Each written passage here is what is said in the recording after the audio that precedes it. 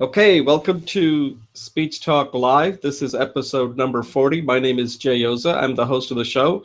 And as always, have Julie Wu Finkelstein joining me uh, as a co-host. Okay, so I'm based out of Hazlet, New Jersey.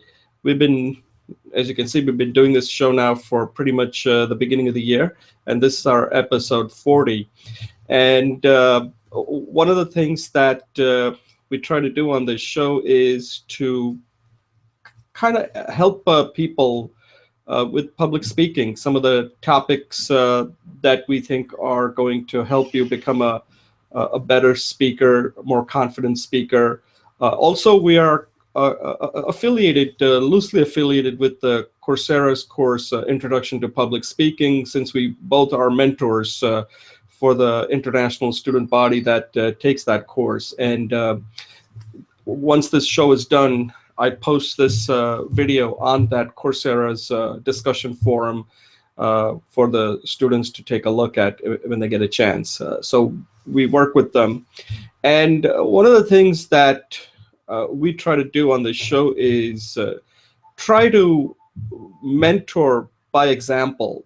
We just don't want to become like just answering questions on the forum. I don't think that's helpful, but I don't think it's that helpful. What Julie and I try to do on this is we try to take realistic situation, such as things that you're going to come across. Like today, we're going to talk about some of the technique, one of the technique that Julie uses. So part of our mission for this Speech Talk Live is to teach people, but also to learn and also to practice, because you can't be an expert on public speaking. You got to be doing it. Okay, that's how you become good at it, and you're only as good as your last speech. So that's what we try to do, and we get some good feedback. We'd like to get more feedback and make sure that this is helping you, because at the end, we're here to serve you. So if you have any questions that you would like to us to address, or if you want to record a video, which is what we would prefer, because this is about increasing your confidence, that would actually even be better. And if you want to have if you have something that if you have given a speech and you want to talk about it, hey, let us know. We'll put you on the show. And this is a good way to practice. So let's just talk a little bit about the agenda for today. Once I'm done, Julie will introduce herself quickly, and then we'll move on to our normal 3-minute segment, which is a freestyle where we get to talk for 3 minutes, approximately 3 minutes, on any topic. So this is our way of also practicing, right? We've done 40 of these, but that doesn't mean we also want to get better, right? We're not to the point where we're good. Otherwise, if we're that good, then we wouldn't be doing the show. So we want to keep on improving, just like you all do. And after the 3-minute segment, we have 3 set segments, formal segments. And the first one is, it's going to be a little different today. We're going to do like an interview format where I'm going to interview Julie regarding the sandwich technique that she uses, and that's a lot of people use in crafting a speech and delivering it. So we're going to have a Q&A session for that. So it'll be like an interview. It's just something different that we have not done. Second segment is we're going to have it's a discussion topic. It's something that I've recorded, and it's about informative speech. And this is a question that I wanted to kind of have a discussion around. What exactly is the purpose of an informative speech? And I think the name is kind of a misnomer, because people think informative speech, we have to inform, but I think it's actually more than that. It's to sell. And the third one is something that keeps coming over and over again, and it has to do with part of it is how do you get better at your speaking. And one of the important things is that you always hear is practice, but there's another part that you don't hear much about is evaluation. I think evaluation is just as important. And I've recorded a video, and we're going to have a discussion around that. So that's the show for today. I hope you enjoy it. Like I said, if you have any questions, comments, suggestions, please send it to us, because we want to make this show better so that it really helps you become a better and more confident speaker. So at this point, I'll have Julie do her quick intro, and then we'll move on to our 3-minute speech segment. Julie, go ahead. Good morning, Jay. Thank you so much. Yeah, my name is Julie Wu Finkelstein. I live in Stamford, Connecticut. I am writing a book called Energetic Stretches to Empower Your Life. And the idea is we actually have all the energy we want. And it is our poor habits in posture and trauma that causes blockages. So these stretches will naturally release the blockages, and so the energy naturally flows.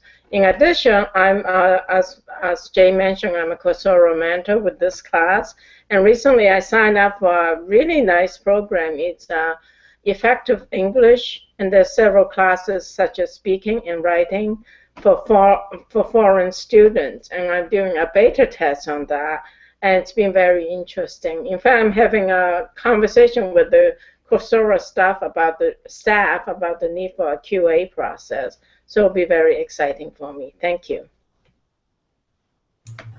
Okay, Julie, thanks a lot. Let's just take a brief few second pause so we can start our next segment.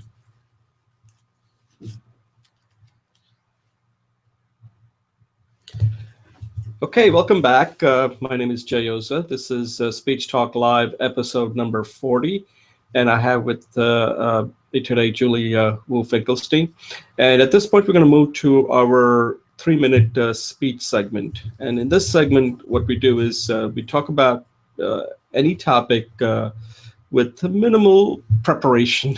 This is supposed to be, you prepare a little bit, but you come on and talk about it as a way of practicing. It's a kind of thing that we all tend to do, but we don't practice. You know, we just kind of wing it, and sometimes that may not be the right way to do it. Speaking is something that's so important that you do need to practice. So we use this segment as a way for anybody who's on the show to practice giving a quick speech for 3 minutes. And I always think that 3 minutes is about the time you need to get your point across.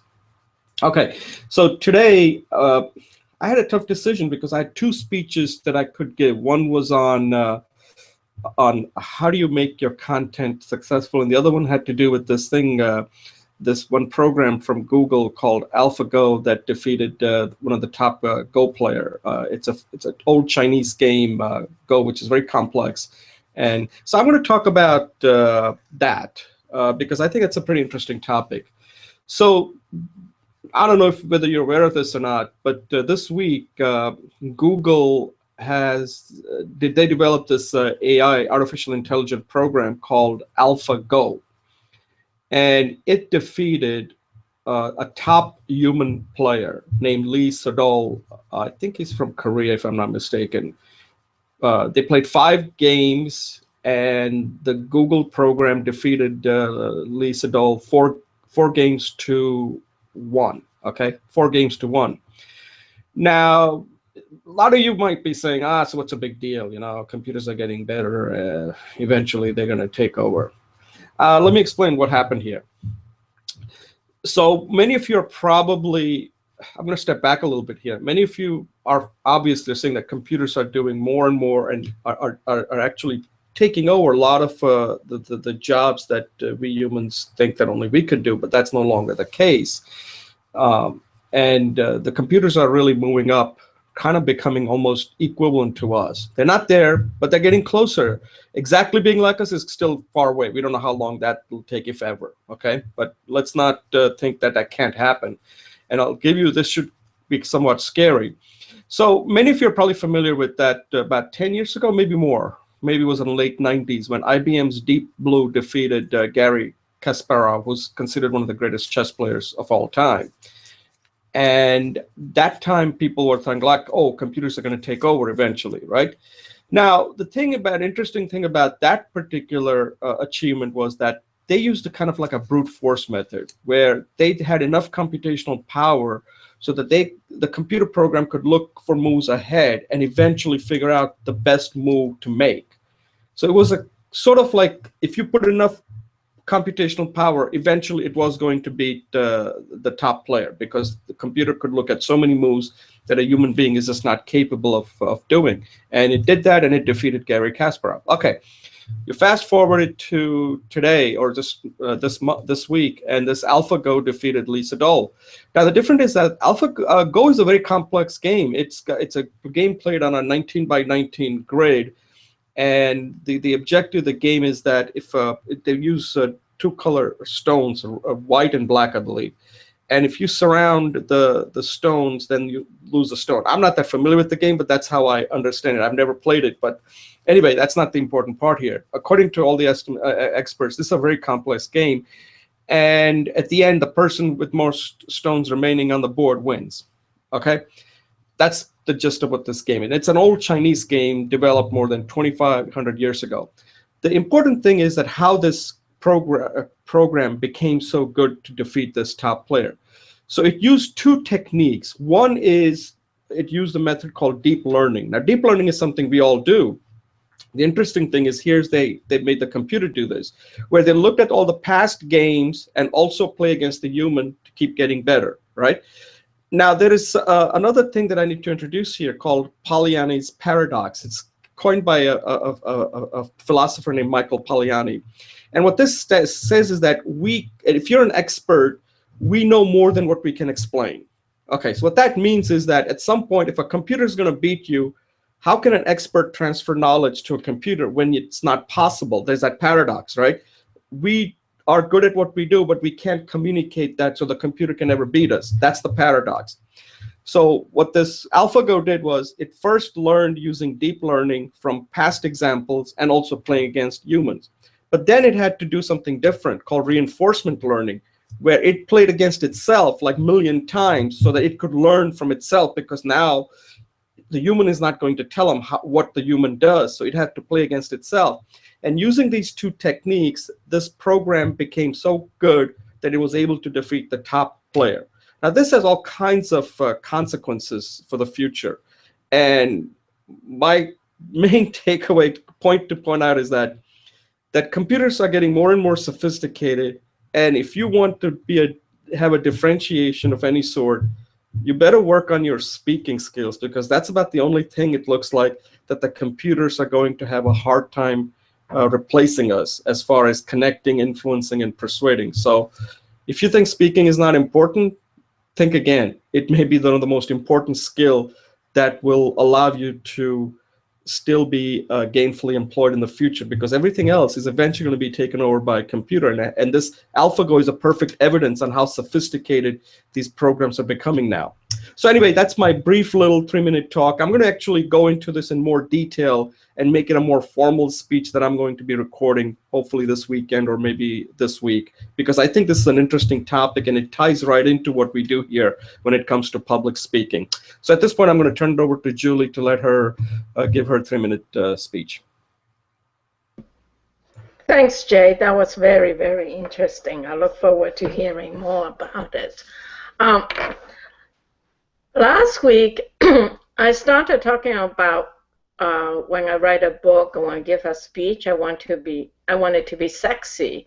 And there was quite a ripple of energy. So I'm going to take this energy and serve and increase that energy. So today, I want to talk my theme of the book, the speech today is that success is sexy.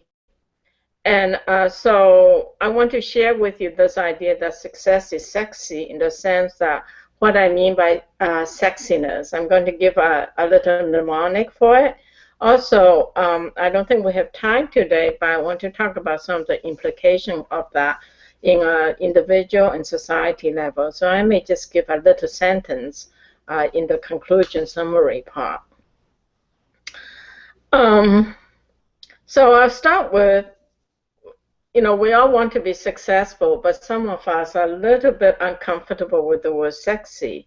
And I want to use a little mnemonic because it helps us want to experience ourselves that way and also to present ourselves to the world that way. So that's kind of like what I mean by we want to have an identity that we're sexy, and that we want to have internal values that's relevant to that, and that we want to appear that way because it's attractive. And when we're attracted to people, people will naturally want to work with us, and that is a great factor for success. So basically, there's 4 words in sexy: X, S, E, X, Y. So to me, X means being engaged with the senses. When you're somewhere, you see things, you hear things, and you're actively engaged. The second word is energy or vitality, life force. You have the energy to do what you want. And the third word is X. X stands for excellence. Now, some of us are trapped into perfection. Excellence is not perfection. Excellence is a working process that helps you do the best you can at the moment and opens up the opportunity to do better the next time. But you don't get stuck at trying to be perfect and then do nothing at all. And finally, why? Why is for a youthful attitude, a sense of curiosity and delight in the world. So Shinro Suzuki, in his world-famous book, Beginner's Mind, says, in the expert's mind, there are very few possibilities. But in the beginner's mind, there is infinite possibilities. And I will add the word opportunities too. So you want to engage the senses because it brings you to the present. You want to have energy to do things that you want to do for you. That's important. You want to achieve or aim for excellence because that's the best you can be at any moment. And you want to have a youthful beginner's mind, so that you're open to the opportunities ahead. When you have this kind of open attitude, you naturally become present, because when you're paying attention to the world around you, all your neuroses drop off. And when you are present and you don't have neuroses, your natural vitality comes through. And in your chance to be open, engaged with beginner's mind, and having the energy to do that and striving to be the best you can be, whether you are talking to a friend, so you want to be of the greatest benefit to that conversation, or whether you're looking at a project and seeing the world as it is, it helps you to be successful. Because one, you are realistic and you're attuned to the present, but you're also optimistic because you can see opportunities and possibilities. And optimist realism is one of the things that is being very much talked about. And finally, I think optimum realism and being able to launch from that point makes you very attractive. You have a magnetic personality, and that will attract people who will want to succeed for you and with you. So in this world of commerce, we have tendencies to be uncomfortable with the word sexy, because the word sexy in the world of marketing has been so much used with the idea of physical intimacy. And one of my social beefs is that young girls and young boys are being quote unquote sexualized too early, because their model of what's attractive is being able to have that physical intimacy. In fact, we know that there are many developmental stages before an individual is mature enough to handle that level of intensity. And furthermore, it's not good for society to be focusing on that one little area of success. So let's be a post-contemporary. Let's reframe the word sexy to mean that we are present to our senses give us. So we're sensual, we're energetic because we're connected to our life forces, that we seek excellence in everything we do at the moment, and that we have a youthful attitude of optimism. Let's reframe that, and so that we can be sexy at any age, and that we're attractive at any age. And you can do that by just thinking what does sexy mean for you, or what does having energy mean for you, and maybe just buy a new piece of clothing that reflect that, so you can align your inner values with your presentation of the self. So thank you. Yeah, that was excellent, Julie. So I think if I understand it, when you say sexy, you mean what you're really saying is like kind of like being free in a sense, right? Free to express yourself, free to take risks. As some of the things you said here, senses, energy, being energetic, trying to achieve excellence. I think with excellence, if I understood correctly, you want to be in the moment and having that youthful attitude. So I agree. I agree that that a lot of times we think of sexy in terms of physical, and I think what you're talking about is non-physical, mostly spiritual and mentally. You have to feel sexy because if and at some point that may lead to physical. Who knows? But what you're saying is that physical is not what the real sexy is. It's in your brain, and that's the part that makes you sexy, not anything to do with the physical, if I understood correctly. There was a book that you mentioned, someone named Suzuki, is that the name? Beginner's Mind? Was that? Yes, I'd like to answer your statement about free, but the book is Shinri Suzuki, and the title is Zen Mind, Beginner's Mind. Zen? Zen, Z-E-N, Yeah. Mind, Beginner's Mind. And that book has outsold the Bible. Oh, really? Suzuki? Yeah. I never heard of this book. Okay. Yeah, perhaps you know about the San Francisco Zen Center. Mm-hmm. Shinru Suzuki came over and started that Zen Center. So there's a lot of history there. Okay, now, there's two Suzukis in the Zen America. That's oh my God, I forgot. There was a Suzuki before that, and he's actually from a very opposite school and a very opposite teachings. So that's very interesting. But to answer, I like when you say that it's being free, and I would not say that. I would agree that it's all about freedom. And what I would say is that it's not just about physical. The physical is just one piece of the puzzle. Because to have vitality, there's a physical element to it. Just as you said, even physical intimacy is part of being sexy, but that might be like 1% of what sexiness is. It's not sustaining. That's, I think, how I understand it, because a lot of times when the word sexy comes, it's like people always think about in one terms. What you have is some sort of like a three-legged or maybe four-legged stool, that there is that physical component. But if you lead with the physical component, then you're missing out on it's not life-sustaining. What you're talking about is that this has to be a much more broader. Your definition is much broader than just physical, because what you're saying is a lot of people, when they use the word sexy, they only think of physical aspect of it, and that's how the media, because that's easy to sell. Yeah, or even just like having sexual intercourse, just leading to it, and that's it. And once you're done, that's it. So it is a very narrow picture. But I think that the word sex itself has so much energy. It wakes people up. We have to be a postmodernist. We have to reframe what that means. So that, and you know how in Star Wars, in the first one, Obi-Wan Kenobi is killed, right? And Obi-Wan Kenobi says, you kill me, but my energy lives on. So we can't just say sexiness is bad because the energy lives on.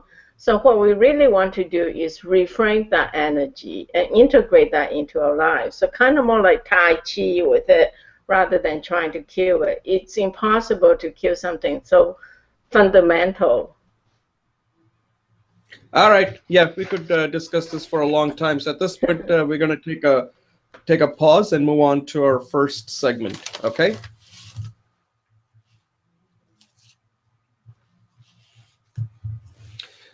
Okay, welcome back. This is Speech Talk Live, episode number 40. My name is Jay Oza, and this is segment number 1.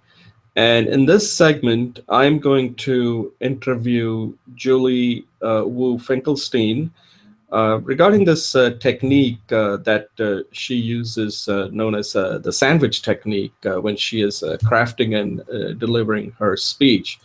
So I'm going to start out by asking Julie to kind of give us, you know, a quick intro of herself, and you know, to describe this technique. You know, spend a few minutes, tell us what this technique is and how she uses it, and then we'll have a discussion around this technique, because I'm interested on how to really effectively use this when it comes to speaking informally, formally. So at this point, let me, Julie, why don't you tell us a little bit about yourself and this technique that you use called the sandwich technique.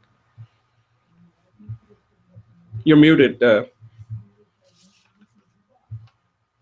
You're muted. Okay. Thanks, Jay.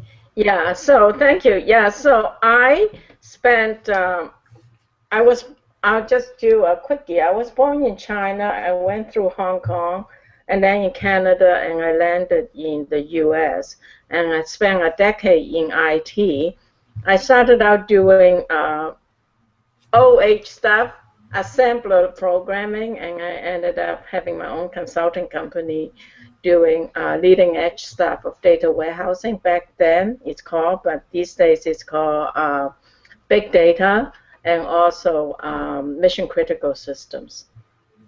One of the things that I learned early on that has been so useful for me is the sandwich technique, and I used it in many areas. I use it in oral communication. I use it to analyze a speech, and I also use it in my writing. So the sandwich technique is very simple, which is why I like it, and it has almost universal application. So that's another reason why I like it. So simple, easy, and lots of opportunities to use it. So the sandwich technique has 3 legs, as you were saying earlier. The first leg is tell people what you're going to tell them. The second leg is tell them all the gory details. And the third one is tell them the important points again and relate it to something in their lives. So tell them what you're going to tell them, and then tell them what you told them. Okay. So for example, when I look at your book even, or when I look at your speech, I like to say, well, what's he going to tell me? The key points. And then did he elaborate those in details? So for example, in your speech this morning, you talked about the AlphaGo, and you talked about what is important about it, and then you talked about the deep learning, the reinforcement learning, and then why is that important, right? Because it's a new way of learning, and then the summary. So in essence, when you tell me what you're going to tell me, it helps me to focus. Is it important to me? Is it, you know, the ultimate question, is it sexy, let's say. The second question, the second part of it is, okay, now that I know it's sexy and you got my attention, I want to know how. Okay, so the first question is what? And it's really what because it's interesting to me. The second question is how, all the gory details. And the third one is really a kind of why, or a different kind of how. It's like, why is it important to me, and how do I take it into my life? When I make a phone conversation, if it's important, I will do that. And so one of my own personal additions is the bottom part. I always try to have an actionable step, because that brings it into people's lives. So I'll turn that over to you now, and I'd like to know when, you know, have you ever, have you ever used it, or what you think about that? Yeah, Julie, thanks. Yeah, I like this technique because, as you mentioned, it's simple, you know, it's easy, and it's pretty universal.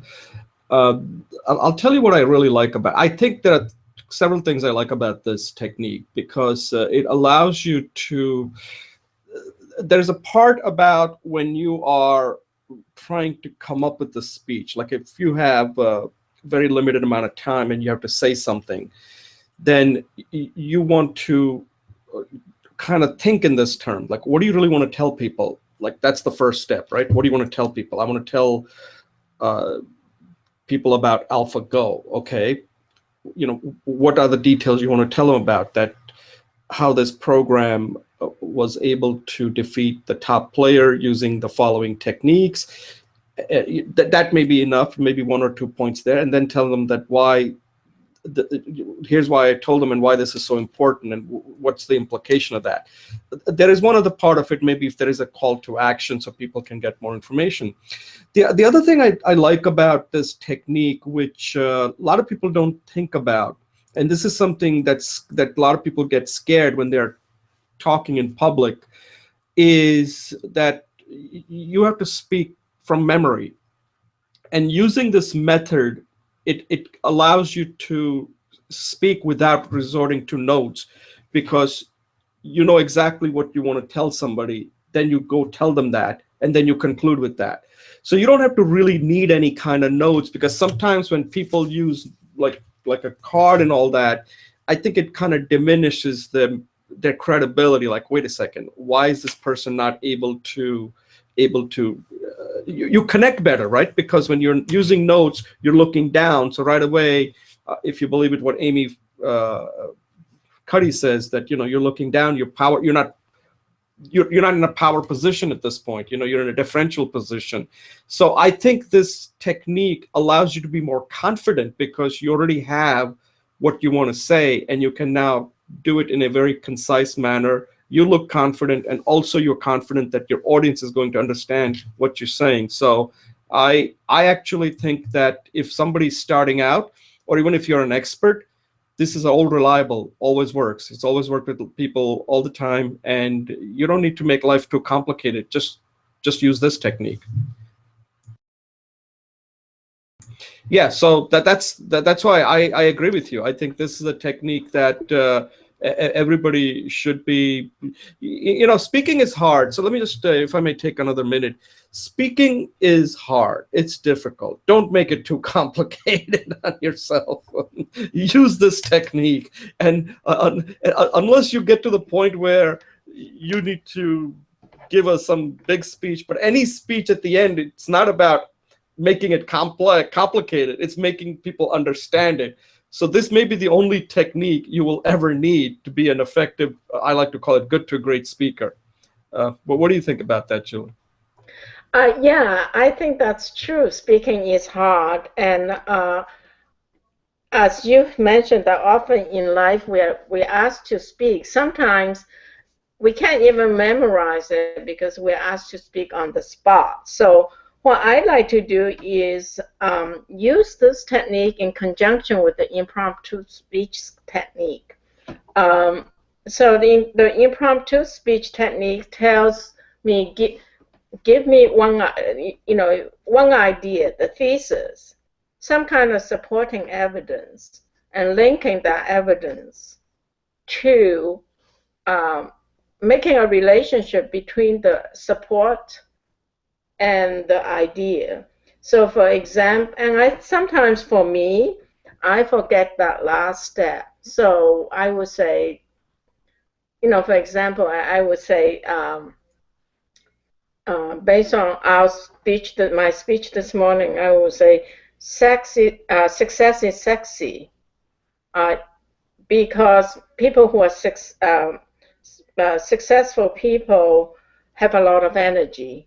But what I have usually failed to do is say, well, energy makes things happen, and that makes it attractive, and that is what success is about: being able to attract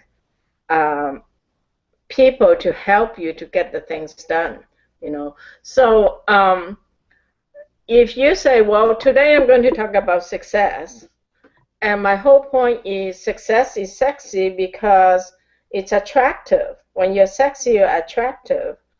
And the reason why sexiness brings about success is because when you're attractive, then people will want to help you to succeed.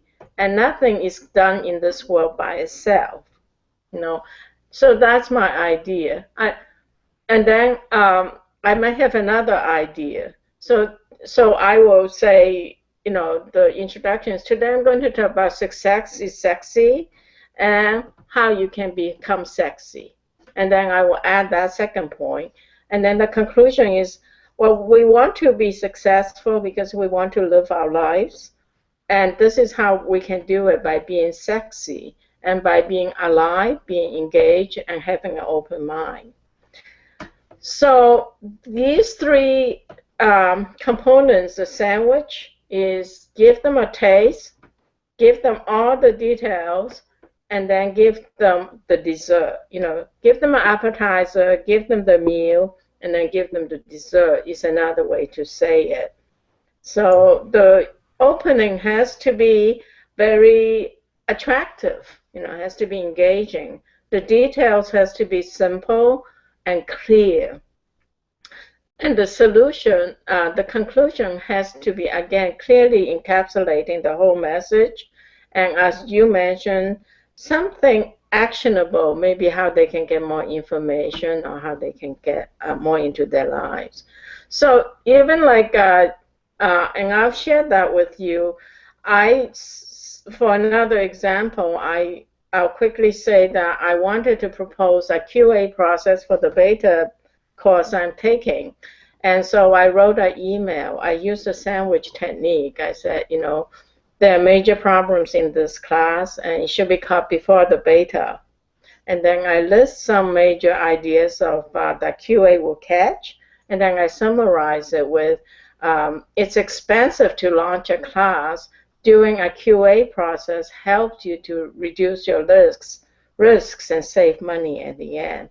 So it was successful. I was invited to have another discussion with them. So, yeah. Right. Let me ask you this question. And sometimes I think a lot of people, when we're speaking, we don't really think about it because we're so much into what we want to say. And it's sort of like something I was thinking about, and it's something that I should actually do a speech on. It's like I was looking at a water bottle and I said, wow, you know, water technically, water is free. You know, anybody can get water for free. But when you market it and package it, that free has a value, right? And when it comes to the sandwich technique, it's not what you're saying that really matters to people. It's how organized you are and how you are saying it matters more than what you're actually saying. Because if the organization, people follow the organization of your speech more than they follow exactly what you're saying, because they're not going to be able to process the entire sentence. But if you give them the organization, that they have something to kind of think about, that, oh, it's organized speech. That organization itself reflects well on what you're going to say. And I think the sandwich technique allows you to come across much smarter, because when, like, if you know, you met a lot of smart people, sometimes they just cannot organize their thought. Little teenagers and children have a lot of problem with that. Even adults do too. They're not organized in the thinking. But if somebody's organized, you put more importance on the organization than what they're actually saying, because a lot of times we don't get a chance to look at somebody's transcript. We're just hearing them speak just once. So what do you think about that? Do you think that the sandwich technique makes your speech, it's like you're plussing your speech? If it's just an ordinary speech, but if you organize it using this technique, it makes you come across as a much more credible and a knowledgeable person because of how you've organized it using this technique. Well, that's a great idea, Jay. I never thought about that. What I got from what you said is that the sandwich techniques helps you to be organized. And being organized makes you appear smarter. and having greatest credibility. And I agree with that. In fact, I'm writing down that. Oh, the other thing is you can really take the information in. If something is not organized, it's hard for me to know what the person is talking about. So from a learner point of view, organized speech, which the sandwich technique gives you, helps me to really learn the material. The other thing that's interesting that we could maybe explore in another topic is when you are organized, you are really giving the learner both the foreground and the background. And the organization is part of that background component. So bringing in Marshall McLuhan's thesis, the media is the message. What he's really saying is the background is part of that experience at the moment. So what I am, not that you said it, but what I am inferring and extrapolating what you say is when something is organized, it affects the background experience to be more comfortable and the audience feels more relatable and is able to handle over a certain level of permission to listen to the audience, to the speaker, and that's where credibility comes in. So when someone's more credible to me as a learner, I naturally am more receptive to more information. There is another point here, and I mean, this is like suddenly I'm thinking about all these different things. There are several things I've jotted down here, but let me point this out, why this technique is also very effective. We human beings operate on patterns. We match patterns. And when you see a pattern, that automatically means that your brain suddenly starts focusing, saying, I understand that pattern. Like when we do anything, we drive, we are looking at patterns. You know, we're not looking at like when you walk, there are certain patterns that we follow, whether it comes to reading. If you see a pattern, then immediately we process the information much better. And the sandwich technique allows us, the audience, or to see the pattern in your thought. And that pattern makes them feel smarter because they figured out the pattern of your speech. The other thing that it does is, from audience's point of view, is for both point of view, is that a lot of times you have seen that when you give people an opportunity to speak at a meeting or something, they really have no focus. And when you don't have a focus, and these are pretty high stakes meeting, people they'll politely say thank you, and that's about it. Unless you get somebody to interact with you, and people interact when they understand what you're saying. So this is a quick way of testing that the pattern is well understood, then they can interact. And when they're interacting with you, it's allowing you to know that you just made that person smarter, and that person, because he feels smarter about himself, he now thinks that you're smarter.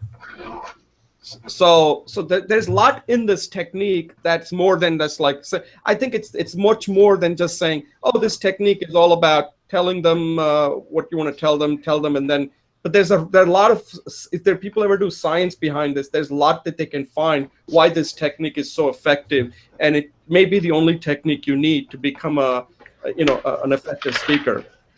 So any closing thoughts before we close this out? Oh, you're muted. I'm sorry, I thought I was muted, so then I mute myself when I meant to unmute. Yeah, I think that there's a depth and a wisdom to this process that you are really helping to highlight for me. And I would just say that this sandwich technique works in a simple thing as a telephone communication. It works when it works in a major speech or major book that I am writing. The book I'm writing is not a major book, but even in a major book, because it helps you to organize, as you say. And it works at high levels, such as a book or a big speech, but it also works at the smaller micro level as a paragraph. In a paragraph, you you want to have a introductory sentence to the paragraph telling people what the one idea in the paragraph is about, the details of that, and you want that last sentence in the paragraph to be both a summary, conclusive, and a transitional sentence into the next paragraph. So the sandwich technique, the last part, telling them what you told them, plays a really, really major role. And finally, I would just say it's really good for impromptu, spontaneous situations. How many times, let me ask you, Jay, and I'll turn this over to you. How many times, like you're in a networking situation, in a staff meeting, you bump into your senior manager and they ask you a question? What an opportunity to sound smart and look sexy. So what do you think about that? Maybe you can give us an example in your life that this technique would have been really useful. And then we can wrap up. Yeah. So let me just tell you an embarrassing story. This was when I was youthful. I must have been in my 20s, I believe. And I had joined this company at that time. It used to be called Perkin-Elmer, and I think then it became Concurrent Computer Corporation. And we were at there was some unveiling of a new computer or something, and they had invited us since I was involved in developing software, diagnostic software. So we got invited, and the CEO and the president and the vice president were chatting. And I was like, wow, I've never gotten to see like the president and the vice president. So I just like kind of went and just barged into their conversation. Said, oh, hi, my name is Jayosa. And, they were nice and polite, but I had like no real focus. I never used any technique. I didn't have anything to really say, but just to kind of introduce myself. And I kind of lost an opportunity because, like I said, sometimes you don't get an opportunity to meet with people. And if you're not prepared, and that time, I didn't really know what to expect. I was kind of young at that time. Now, I don't want to use that as an excuse because this is a technique that even children can learn. So I don't want to say that I blame it on my youthfulness or anything like that. I just didn't know this technique. But if I had known this technique, then I could have just hacked something quickly and saying, I want to go in there and tell them about this computer and some of the things based on how important it is for the company and all that. And I think it would have made a very good impression. And as it turned out, I think I embarrassed my boss because he immediately came and just kind of helped me out and saying, oh, by the way, yeah, because they knew him really well. They didn't know me. And afterwards, I realized that I shouldn't have done it. I should have just worked with him and he could have introduced me, and that would have been more effective. So I still remember that because in one sense, I was so excited, but at the other sense, being excited and taking the initiative is good, but then I didn't have anything else to sustain that. And I think the sandwich technique that you talk about, that we're talking about right now, is the technique you should use before you ever try to get into any kind of conversation. So there is a focus there, that you're not just all over the map, because being all over the map reflects kind of poorly on you. Just to kind of give you like a little funny story, because one time we had gone as a family on a vacation with my sister and her family and my family to that place. What is that place in San Francisco where they have prisoners? They put prisoners. I forgot the name. That's that island there that they used to put. San Quentin? No, not San Quentin. I forgot the name. It's near San Francisco. I forgot the name. Anyway, not anymore. I think the last prisoner they had. It's impossible. The Rock. There was a movie called The Rock that was based on that, right? And so at one point somebody asked, like, does anybody have a question? And at that time, my nephew was kind of young. I think it was 4 or 5. He raises his hand, and the person says, yes, what's your question? And he had no question. He said, today's my dad's birthday. So they started serenading my brother-in-law with happy birthday. And I just remembered that like if you're gonna open your mouth, well, he was only 4 years old, so I can give him an excuse. But it just goes to show that if you're gonna open your mouth, you better make sure that you have something to say rather than, hey, today's my dad's birthday. I thought it was funny. Anyway, I think we covered this topic pretty well. So let's take a break and move on to Let me just thank you, Jay. I want to take a minute to thank you for inviting me in to do a dialogue on the sandwich technique, and I appreciate that. Thanks, Jay. Okay, thanks a lot. I think that was the whole point. You brought your A game, and the whole point of it is that you got other people to think about it, and this is what the whole purpose is. That sometimes when you do a Q&A, you can go into more detail rather than just going back and forth. There's much more interactivity there. So I think it's very helpful. It's something we should do more often. So thank you very much. And at this point, I will take a quick pause, and then we'll move on to our next segment. Okay, welcome back. My name is Jay Oza, and this is Speech Talk Live episode number 40. And this is segment number 2. And in this segment, we're going to have a discussion around giving an informative speech. And I had recorded a 10-minute video to kind of talk about this in more detail. Here, what I'm going to do is just kind of give you a highlight of an informative speech, how I view an informative speech. I believe the speech is a little tricky because a lot of people give informative speeches, okay? That's the speech that most people give because they have something to inform.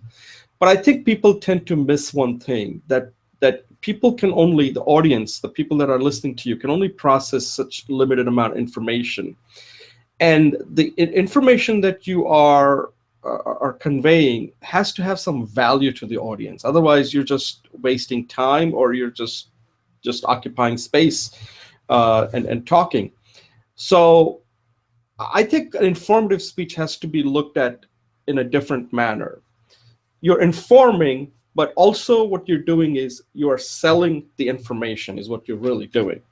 Because unless you're preaching to the choir, then they're going to be there for the entirety. They like you, they love you, and they know exactly what to expect. But if you're in a situation where you really don't know the audience makeup, like you don't know whether they, I'm assuming that you're giving this when you're not getting paid, okay? So that's what I'm assuming here. Let's say you've been asked to give a talk on something where people are not paying you, okay? Because when they're paying you, then it's a different dynamics altogether because you're getting paid. So there you got to bring your A game. And here you're bringing A game. But when you don't know the audience, the thing you're really trying to do is you don't know whether that information has any value to them. And you don't want to give them, you don't want to just go there and just entertain them unless they're expecting entertainment. And one other thing about entertaining is fine, but don't overdo it. And entertaining is fine when people are expecting entertainment. But when people are not expecting entertainment and you're entertaining, then it backfires.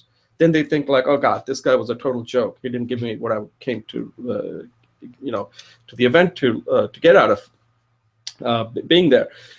So you have to kind of think about this, balance it, that you're going to give them information, but you have to sell that information. And a lot of times what you do is if you have something to tell them, there has to be something that they can go to, so you know whether that information, for some people, what you're giving them is sufficient. That's as far as it's going to go.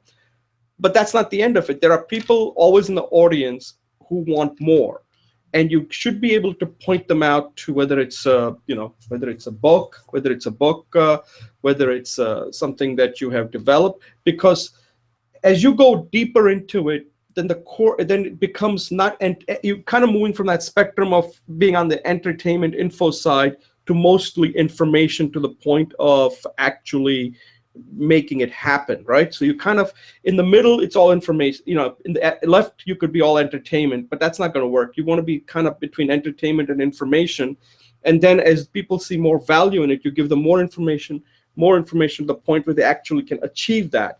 And that's how I like to think of an informative speech. Informative speech is not there where you're going to go them and just inform just everything that you know. That's not the purpose of an informative speech. You need to know what kind of information are they ready to take from you, and then you can move on to the next step. And it doesn't have to be, if it's a free course, then that's a free course, but you have to see what the value is. You don't want to just move people to something that there's no interest in that. So it's something I wanted to discuss, because a lot of times we think of like, okay, I have something to inform and I'm just going to just do a great job informing it. You may do a great job informing it, but will it achieve your objective? And I like to find out that when I'm informing something to people, it's adding some value to them. If there's more value that they want, then they can go to somewhere else and get additional value. So I need to know exactly what type of value that I'm adding to the people. And it's for me to find out whether my information, I need some validation, whether that information is actually helping them. If some information I'm giving them is not helping them, then that's where it ends, and that's fine. Everybody can't just suddenly come to you and say, hey, I want more, I'll take your course, or I'll do one, can you coach me one-on-one? It's like sort of like in sales, you have a funnel. This is like an informative funnel, sort of, is what I'm talking about here. It's a concept that, that you see in sales all the time. And Julie, since you're writing a book and you're going to be dealing with this, since I'm also currently working on a book, I believe, what do you think about it? Because we have to be careful that you're not giving them more. You want to give them enough of it to get, like you said, the sexy part of it to get them excited, so that they come to you and saying, Julie, I want to know more about this. Where do I get more information? And then after that, there could be a book. And if people want more than a book, then saying, Julie, do you offer any kind of workshop where I can get even more information so I can really learn from a person who is a practitioner? So you've got to be able to think about it that way. Like, how do you move people from getting the information to getting more information to actually implementing that information? Okay, so I'll what are your thoughts on that? Well, Jay, I actually thought it was a really great idea. Why I got, you were using the 60-30%. The 60% value I got was for me was the innovative idea that informative speech is selling information. Excuse me. It has to, one, demonstrate value, and two, motivate the listener, the audience, to go further. And the 30 I got was, I thought the speech was organized really well. Excuse me, I do agree with you. I also have two points of improvement from your speech. So I like the idea. I think it's great. I would definitely want to use it in my speeches in the future. And I think you've made speeches like that in the past, where you talk about information is not boring. The two constructive feedback ideas I want to give you, and of course you can do what you want. It's my practice to be a better evaluator, which is what your next speech is about. So the first thing is, when you said, if your informative speech doesn't sell, you do not achieve your objective. And I thought not achieving your objective could be replaced with the word fail. So it's just more to the point, powerful speech. And then I came up with the tagline: if you don't sell your informative speech, if you don't sell, you fail. So what is the first one? I was just saying, the replacing, not achieving your objective, replacing those words with the simple word fail. Fail? F-A-I-L. Oh, fail. Okay.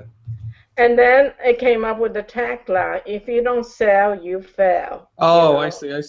Rhyming. Okay, yeah, that's good. That's good. The second point I want to share with you is, you used the word upselling, and you said upselling has a negative content. It's sleazy, but you never defined what upselling was. And so I think it would have been a little bit more effective for me as an audience if you tell me what upselling is, you define that term, and then you can say why people think it's sleazy, and then you reframe that to how it's not sleazy, because it's adding value. Right. Good. And I really like your organization, as I said, and I really like this what I call reframing, a switch in perspective in the informative cells, even in an informative speech, you still have to show value. So I appreciate that. So I agree with you. Yeah, right. The word, yeah, upselling. I knew that I didn't want to go into it in too much detail there because then it would have been like. But I think you're right. I should have spent a little bit. You could just spare us 30 seconds. Upselling Yeah, means because upselling is commonly it has a negative connotation because what it means is that you're really hard sell, right? Where your main purpose is not okay. What upselling really the reason it has a negative connotation is that your Wait, what is upselling? The first thing you have to say is upselling means you already sold something and you want to sell them something more. Yeah, you want to sell them more. Yeah. You basically want to. Your whole point of having them come there is not to really give them any real good, useful information, but it's to sell something more, and that's what you do. You always get like if you come to this, it's something that that's the charge that people are leveling against Trump University, that it was nothing but an upselling program, right? And I've been to some of these. Like I went to one time a Rich Dad Poor Dad. And the first one they say it's free, and all they try to do is constantly are upselling. And after a while, I'm like, I didn't get anything out of it. That for me, because they know that if you're stupid enough to come there, then you're going to be taken in by their next program, which is like, oh, if you really want information, you got to come to this 3-day event. Then after a 3-day event, if you really want to be successful, you got to come to a retreat. And if you really want to come be successful, okay, that's all you have to say. That's all you have to say. Right. So that's my whole point. I didn't know what upselling was, and so if you say upselling is when all you need to say. I'm trying to say it doesn't take much time because all you have to say is something like upselling is when you're there and they want to sell you something more, and because of that, people feel like they are manipulated. And that's why there's a sleazy, considered a sleazy practice. But here, I'm going to show you a positive value to upselling. So I'm just saying you need to do that so I know where you're taking me. Right. Yeah. Okay. I get what you're saying. Thank you. I think we pretty much covered it because otherwise we could spend more time on trying to define upselling. Because I was just using the word upsell, but in a different context. But then I had to make sure that people didn't view that like that when you're giving an informative speech, you're kind of engaging in some kind of a sleazy little technique. All I'm saying is that there has to be something else that people can get to. Otherwise, you don't know what value you're really adding with your informative speech. All right, let's just take a pause and move on to our next segment. Thanks a lot, Julie. Thanks for your feedback. Okay, welcome back. My name is Jay Oza. This is Speech Talk Live, episode number 40. And this is segment number 3. And this segment, we're going to talk about evaluation. And this is something we have talked about in the past, but I think it's worth coming back to this again and again, because a lot of times, people want to improve. And the common thing you always hear somebody tell other so-called experts is, you got to practice, you got to practice, you got to practice. And I agree that you do have to practice. I think everybody knows that. You have to practice if you are. But the one thing you also have to do really well is you can only practice based on some feedback you're receiving. So you need to also learn about evaluation, because if you don't know how to evaluate yourself and how to seek evaluation and how to even give evaluation, then the question is, how do you improve? You could be practicing hard, but you could be practicing hard your bad habits. And the purpose of speaking is not to keep on practicing. The purpose of practicing is to improve. And the only way, one of the best way to improve is if you're also good at giving and receiving evaluation. So I recorded a short video that kind of speaks to that you have to think about evaluation. First is you got to set up a kind of a baseline. That baseline is set based on your own evaluation, because you have just, hey, Julie, can you mute your line, please? Oh, I'm sorry. Yeah, so, yeah, because otherwise this thing keeps switching back and forth based on the noise. And that's why, yeah, that's fine. So what happens is that, like, let's say I have recorded a formal speech, which I'm going to do on this topic of this AI program that Google just defeated the top player, AlphaGo. Now, after I record that speech, I'm going to evaluate myself. So I have a baseline. Okay, I said, okay, I've done my evaluation based on what I was trying to achieve, and I'll have like 3 things that I think I did well. Then 3 things that I think I could improve. Okay, at least I have to find 3 things that I could get better at. Maybe, maybe not, but at least I have to identify 3. Once I have that, so this is the point where I am seeking evaluation. I can go to Julie and saying, Julie, what do you think about these 3 areas that I need to improve, or 3 areas that I think I did well? And if she gives me some feedback, either it could be validating that, or it could be saying, well, there are certain things that I saw differently.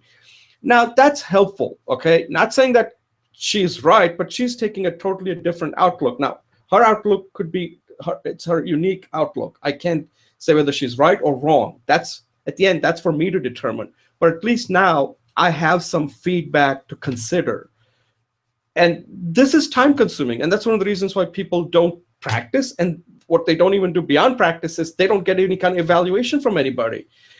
Unless you're getting that evaluation, I just can't see how you can really improve in the skill. Public speaking is so difficult that that you need real good evaluators. You got to train yourself to be a good evaluator, and you got to be lucky enough to work with someone like Julie, who can actually evaluate your speech and give you some real good feedback, like she did in the segment 2 when I used the word upselling, and she quickly pointed out that I needed to define that.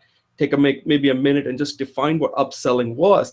That kind of evaluation is very helpful, because that you're not going to get from anybody. That requires some level of expertise. So as you're working on trying to become, a good to great speaker, you first have to learn how to evaluate your own speeches, so that you clearly know the 3 things that you did well and 3 things you think you need to improve. You've got to have that. That's your baseline.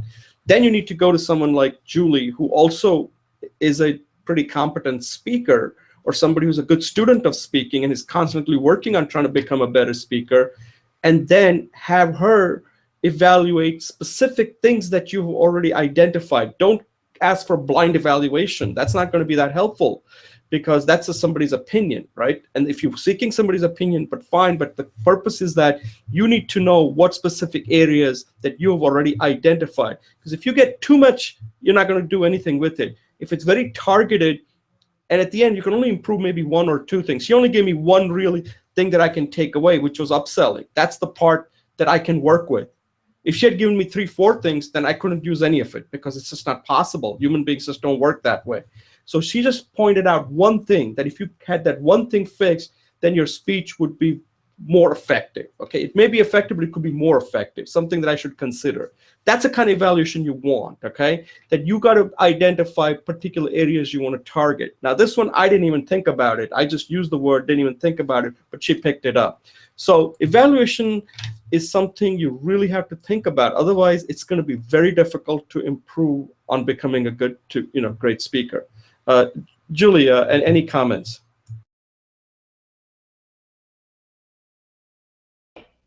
Thank you. I actually did the same thing that I did with the other speech, so I totally agree with you. And in your 60-30-10 model, for the 60 that I can take and use is I really like the elegant simplicity of your speech. I just thought that this was one of the most simple in a sublime way, because in the Professor McGarrity talk about the sublime simplicity of speeches.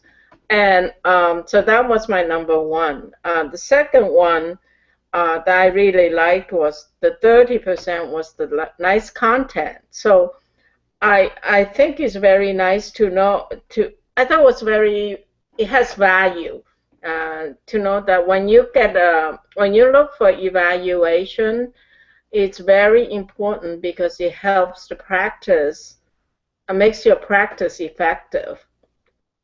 And the two guidelines for how to find the right evaluation or evaluator is, one is find a qualified evaluator, someone who is knowledgeable and qualified.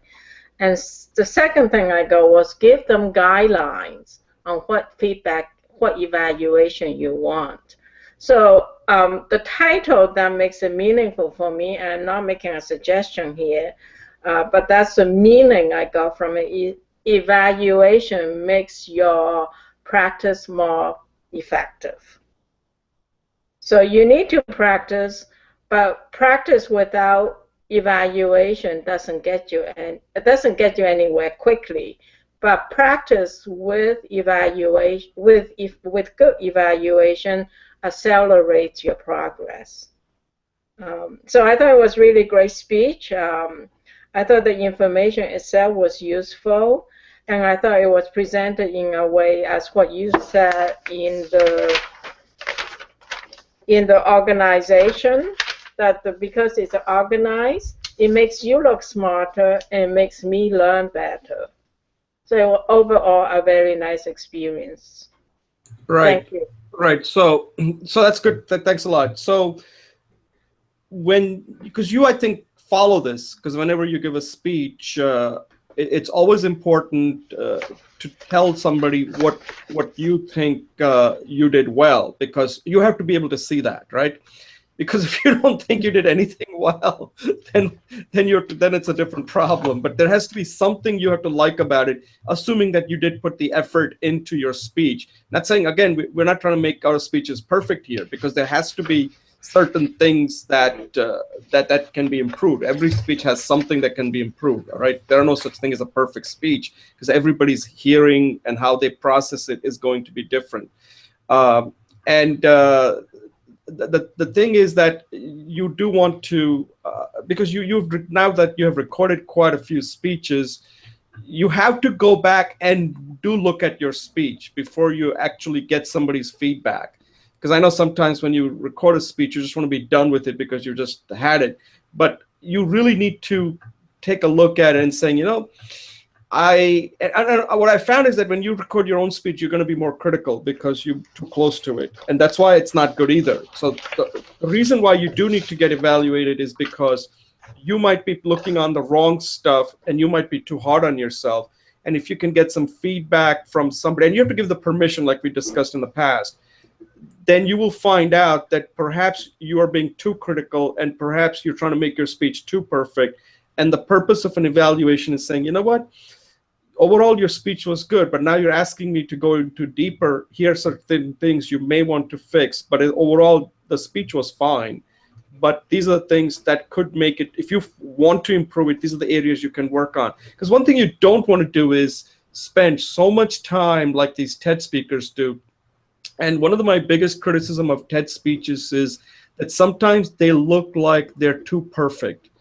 And part of speeches is that a speech should be relatable, and people like to see certain flaws, and not flaws that are destroys that impacts the speech, but flaws that makes the person more relatable. And sometimes you don't get that with the TED speeches because they're just so perfect. And I'm of the opinion that when I'm speaking, I don't want to be perfect. I want to be relatable, because perfection is one of those things that the bar is just impossible to ever hit. And if somebody then tells me, Jay, your speech had a problem, you're going to get devastated. But I'd rather hear that, your speech really moved me. That's the kind of feedback you really want. If you want, that doesn't mean that person said your speech was perfect, but you achieved your objective because your objective was to move somebody in your personal story, like what you're doing with your exercise and how it has helped you transform yourself with some of the difficulties you've had. that makes you more relatable than saying, Julie, your speech really moved me, but here's some of the things you can do. Those are not important things. That's why I always like to use the 60-30-10 principle, because if the 10% is the perfection part, then that's where it belongs, or maybe it doesn't even belong there.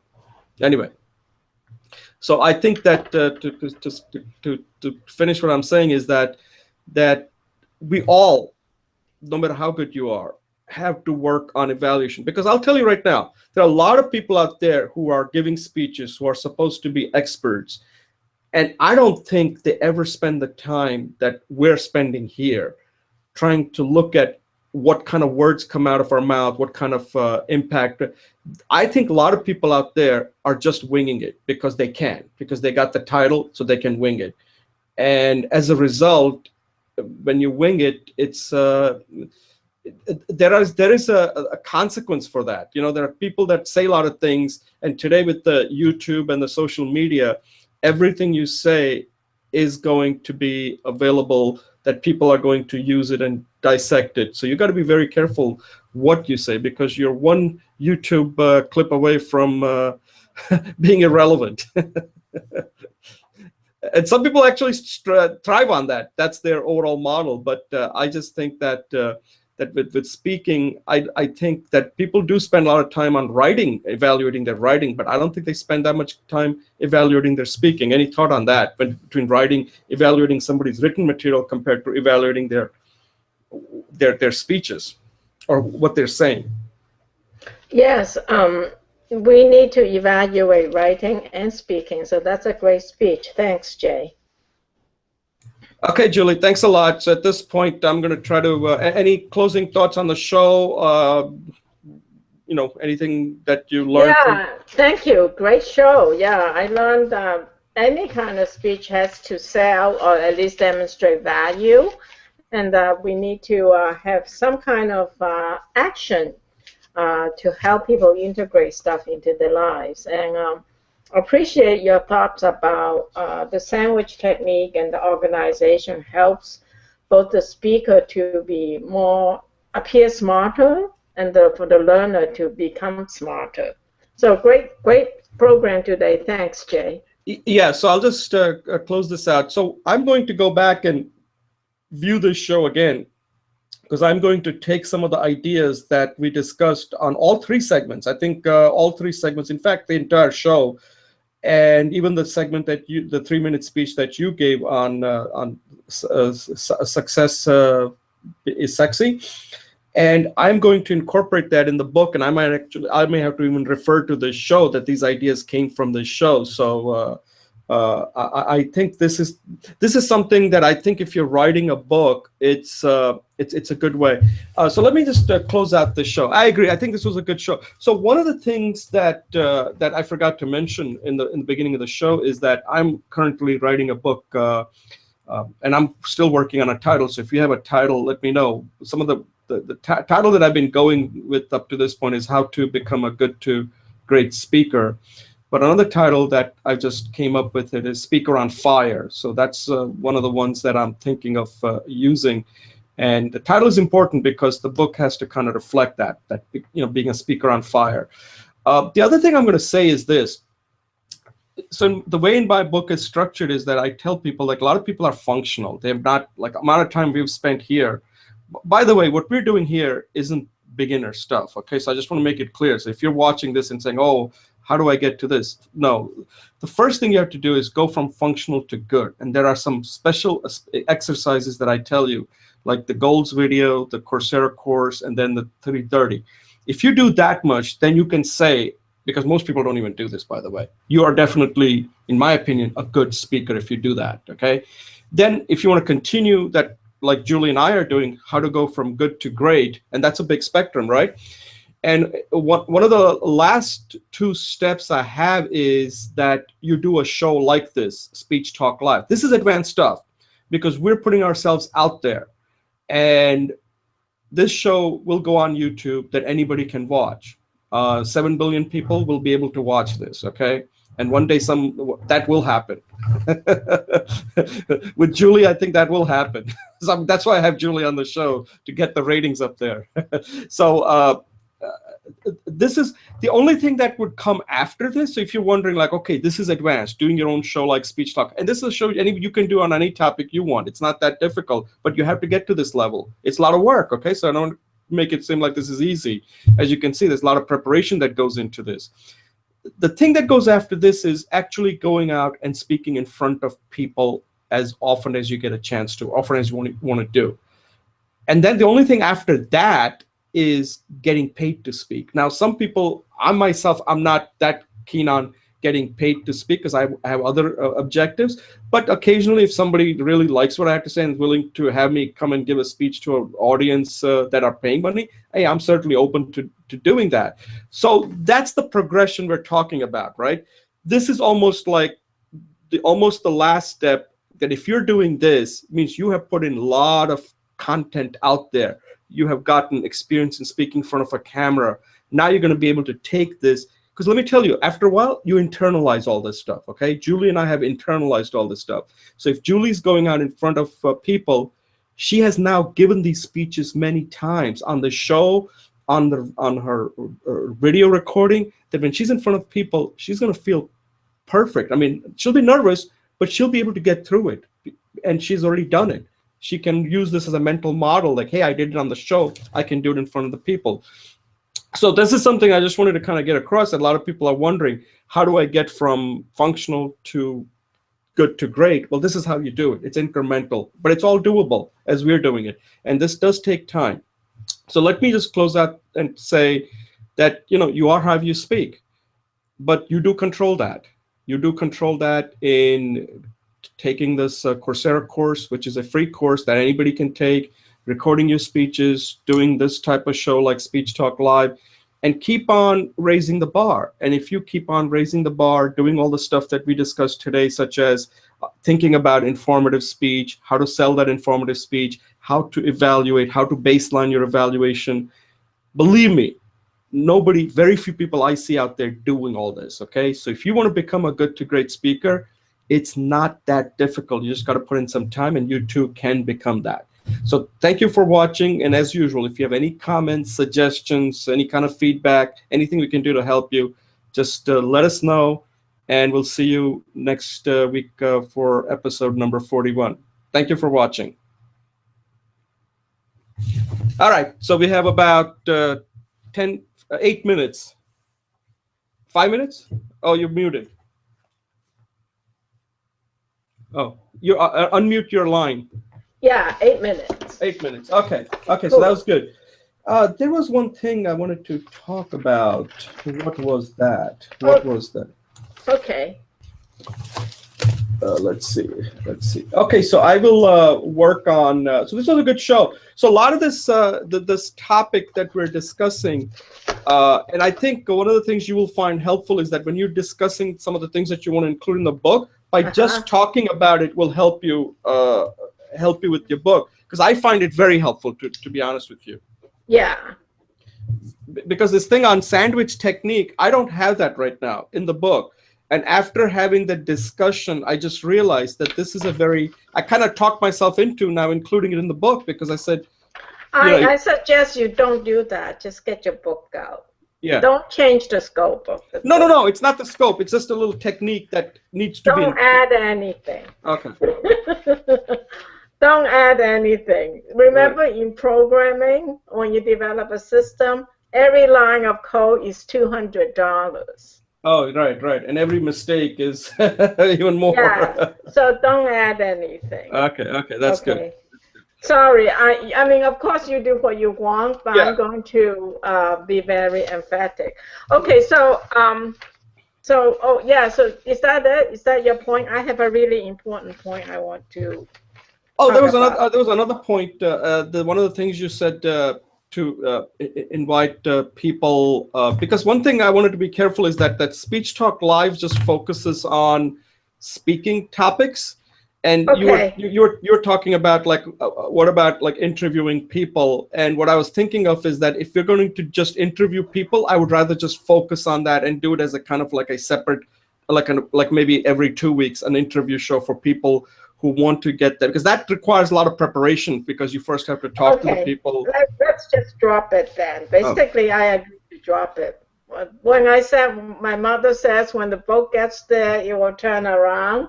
I agree with you that it's probably, it probably takes more effort to get it going than we'll just yeah, make it a future objective.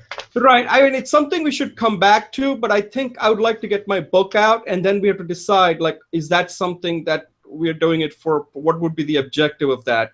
Because one of the things I do like is that I don't want to do something where people don't see any value. And I'm just sick and tired of doing that. That's why, like, if people don't want to come on the show, I'm not going to reach out to them, because if people don't see value in what we do, I don't want to deal with them, because it's too much of work, and I see value in it, and that's all that matters. You see value in it, and that's all that matters to me.